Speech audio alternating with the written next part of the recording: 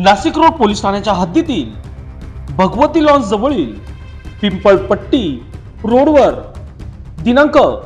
6 मार्च 2024 रोजी दोन दुचाकी दहशत निर्माण करण्याच्या उद्देशाने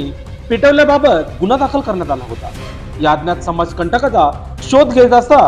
गुन्हे शाखा युनिट 2 चे पोलीस हवालदार विशाल पाटील यांना गुप्त बातमीदारामार्फत मिळालेल्या माहितीनुसार जेल रोड नारायण बापू नगर परिसरातील इंदिरा गांधी पुतळा परिसरात जाळपोळ करणारे संशयित येणार असल्याची माहिती कळताच सदर ठिकाणी सापळा लावून संशयित आरोपी निखिल संजय बोराडे वय वर्ष 24 राहणार पिंपळपट्टी रोड जेल रोड व त्याचा साथीदार निलेश भास्कर कांबळे वय वर्ष 23 राहणार बालाजीनगर जेल रोड या दोघांच्या मुसक्या आवळण्यात आला असून या दोघा संशयितांना पुढील कारवाईसाठी नाशिक रोड पोलिसांच्या देण्यात आले आहे। सदरची कामगिरी नाशिक